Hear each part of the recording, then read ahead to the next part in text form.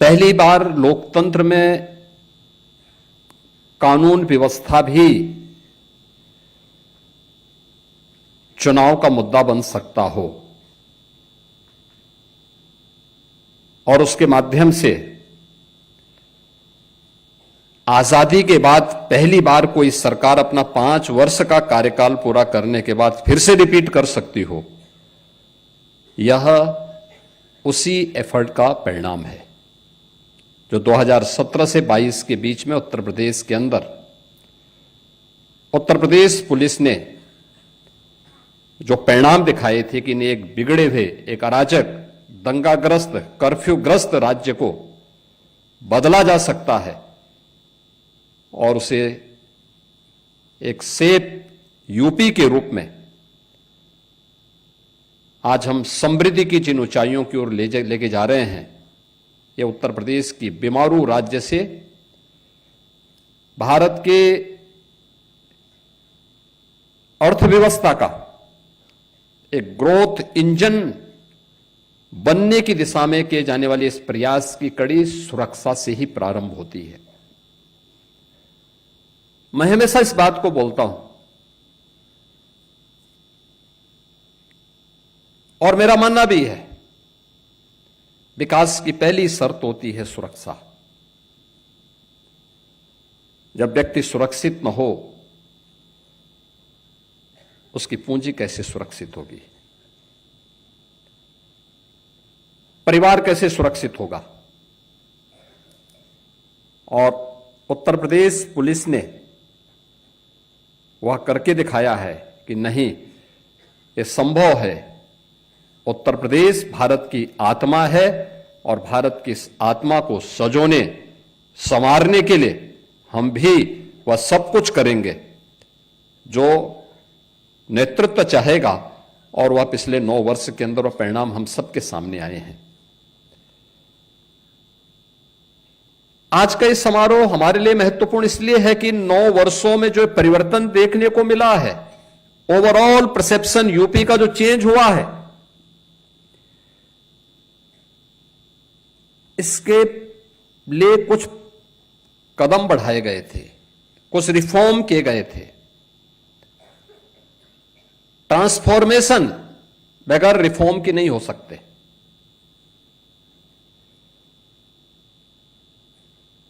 और उस ट्रांसफॉर्मेशन के लिए जो रिफॉर्म किए गए, उसका परिणाम किस रूप में हमारे सामने देखने को मिले, वह आपने इस बात को देखा होगा कि उत्तर प्रदेश पुलिस में 2017 में जो हमारे पास कुल टीआरपी के वाहन थे 9,500 थे। यूपी पुलिस बल के पास कुल 9,500 वाहन थे 4 व्हीलर के रूप में। आज उनकी संख्या प्रदेश में 15,500 से अधिक है। ये जो प्रगति हुई है,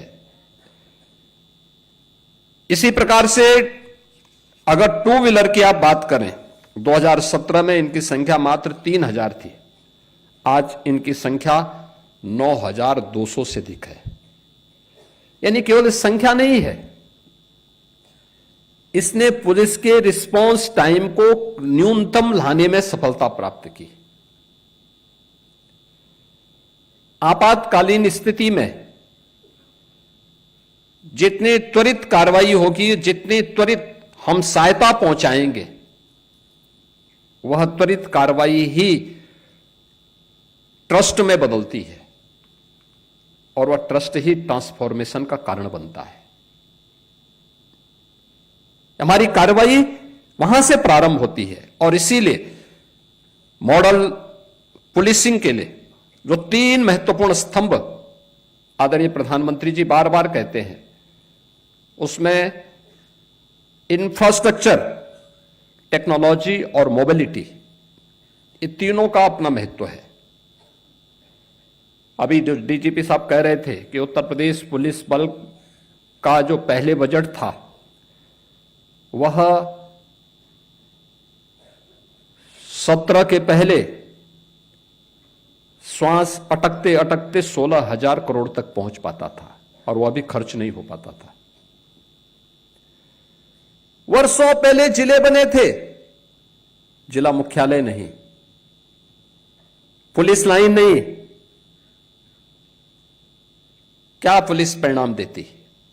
पुलिस के पास पुराने असले, कोई सुविधा नहीं, अवस्थापना सुविधाएं जीरो, टूटे हुए बैरक में,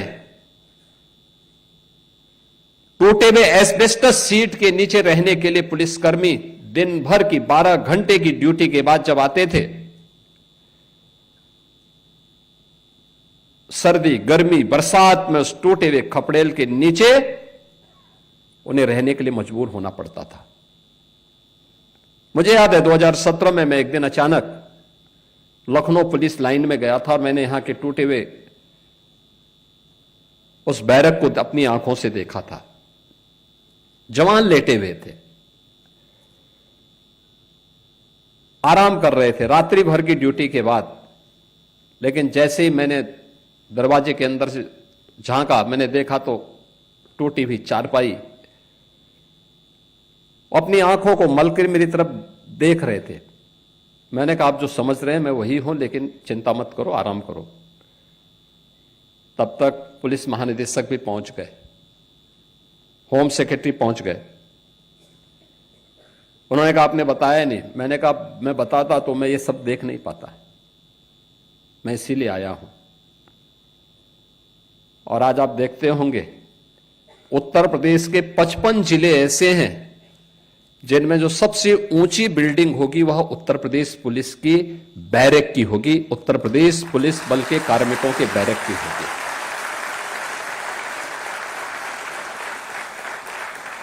आपने इस बात को देखा होगा, आज मॉडल थाने बन रहे हैं, मॉडल फायर स्टेशन बन रहे हैं।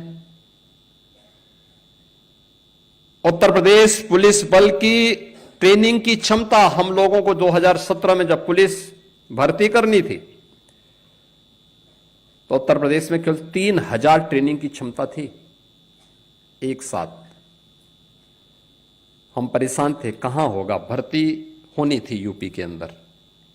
नौजवान परेशान थे क्योंकि वर्षों से भर्ती नहीं हो पाई थी और निष्पक्ष भर्ती तो एक प्रश्न बना हुआ था, कैसे होगा। मेरे सामने समस्या थी कि हम 3000 से अधिक भर्ती एक बार नहीं कर सकते थे। एक भर्ती की प्रक्रिया को बहुत आप जितनी भी तेजी करेंगे 9 महीने से कम में वो भर्ती नहीं हो सकती। मैंने अन्य राज्यों से संपर्क किया, 2-3 राज्य तैयार हुए। हम लोगों ने मिलिट्री, पैरामिलिट्री से भी बातचीत किया, उन्होंने भी कहा थोड़ा थोड़ा हम भी सहयोग कर लेंगे। बहुत खींच खांच करके हम लोग 17 से 20 हजार तक उसको लेकर के गए। 30 हजार तक बामुश्किल अन्य राज्यों से भी और मिलिट्री, पैरामिलिट्री के भी ट्रेनिंग सेंटर लेने के बाद एक क्षमता हम प्राप्त कर पाए थे। और आज आप देख सकते हैं 60,244 पुलिस कार्मिकों की हम लोगों ने भर्ती की और सभी की ट्रेनिंग यूपी के ही ट्रेनिंग सेंटर में हो रही है। उत्तर प्रदेश के अपने द्वारा अर्जित अवस्थापना सुविधाओं में ये ट्रेनिंग की सुविधा आज उत्तर प्रदेश पुलिस बल प्राप्त किया है। कोई सोचता था उत्तर प्रदेश में 3 नए कानून अभी गत वर्ष जुलाई में लागू किए गए और लागू करने के बाद ये 3 नए कानून में 7 वर्ष से ऊपर के प्रत्येक सजा में फॉरेंसिक एविडेंस की आवश्यकता है। 2017 के पहले यूपी के अंदर जो फॉरेंसिक लैब थी उनकी संख्या 2 थी, आज 12 फॉरेंसिक लैब हैं हमारे पास और भारत का वर्ल्ड क्लास फॉरेंसिक इंस्टीट्यूट भी यूपी के पास है, यूपी पुलिस का है।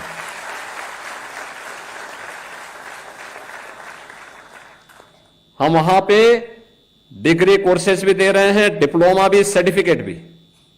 हर जिले में 6 हमारे अभी फॉरेंसिक लैब्स जो ये ग्रेड की हैं, ये निर्माणाधीन हैं और हर जिले में हमने 2-2 फॉरेंसिक मोबाइल यूनिट भी वहां पर तैनात की हैं जो वहां पर कार्य कर रही हैं। और ट्रेनिंग पुलिस कार्मिक हो या कोई बेरोजगार नौजवान जिसकी इस फील्ड में रुचि हो, उनकी ट्रेनिंग उत्तर प्रदेश हमारा फॉरेंसिक इंस्टीट्यूट के माध्यम से ही, स्टेट फॉरेंसिक इंस्टीट्यूट में ही उसकी ट्रेनिंग भी हो रही है। आज हमारे पास स्पेशल सिक्योरिटी फोर्स है, एसडीआरएफ है और पहली बार पीएसी में भी महिला बटालियन हो सकती है। 3 हम गठित कर चुके हैं, 3 नए गठन की प्रक्रिया आगे बढ़ रही है। ये सभी कुछ इंफ्रास्ट्रक्चर हो या टेक्नोलॉजी,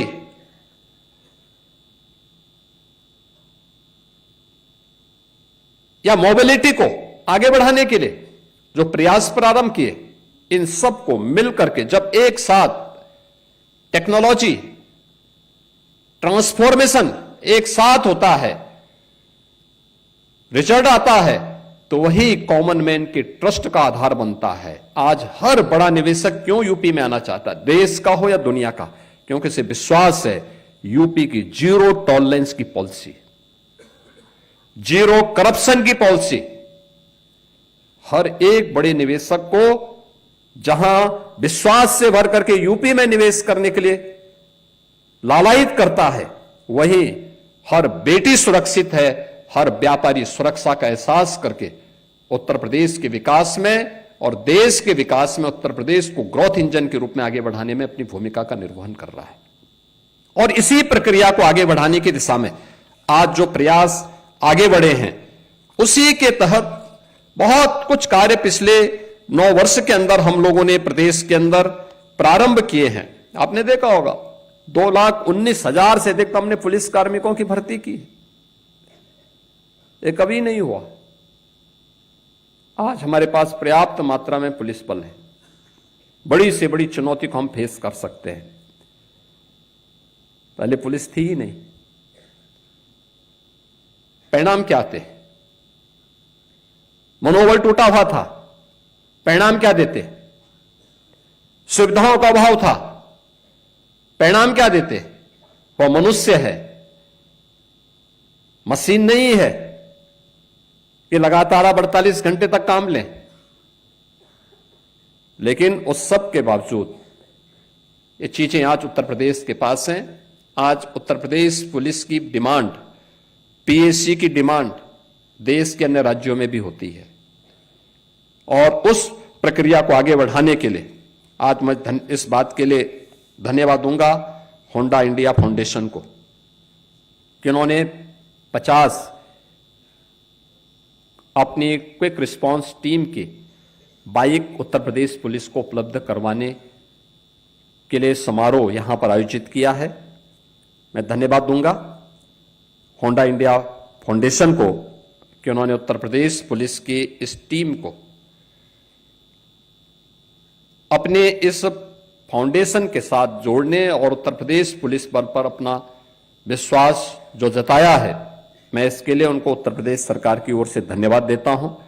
और मैंने इस बात के लिए विश्वास दिलाता हूं कि सुरक्षा के वातावरण में ही बेहतर व्यवसाय भी फलता फूलता है, उद्यम आगे बढ़ता है, युवाओं के लिए रोजगार के नए अवसर आगे बढ़ते हैं।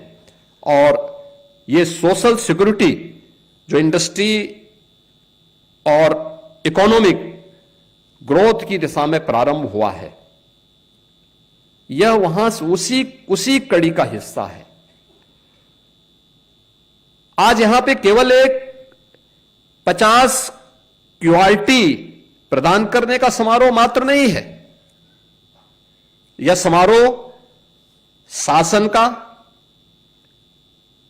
प्रशासन का, इंडस्ट्री का और समाज का, हम सब का एक दिशा में सोचने की प्रक्रिया का, यानी हम सब जब एक दिशा में सोचते हैं तो विकास तेज होता है और अब इस विकास ही सबके विश्वास का कारण बनता है। और उस विश्वास का प्रतीक इस समारोह है, जो समारोह 50 क्यूआरटी को लेकर के आज यूपी पुलिस को होंडा फाउंडेशन के द्वारा प्रदान किया जा रहा है। मैं इस अवसर पर उत्तर प्रदेश सरकार की ओर से होंडा फाउंडेशन को हृदय से धन्यवाद देता हूं और उन्हें विश्वास दिलाता हूं, उत्तर प्रदेश सरकार और उत्तर प्रदेश पुलिस अपने जीरो टॉलरेंस की नीति के तहत और जीरो करप्शन की उस नीति को प्रभावी ढंग से लागू करने के लिए पूरी प्रतिबद्धता के साथ कार्य करेगी और उत्तर प्रदेश को एक सेफ स्टेट और सेफ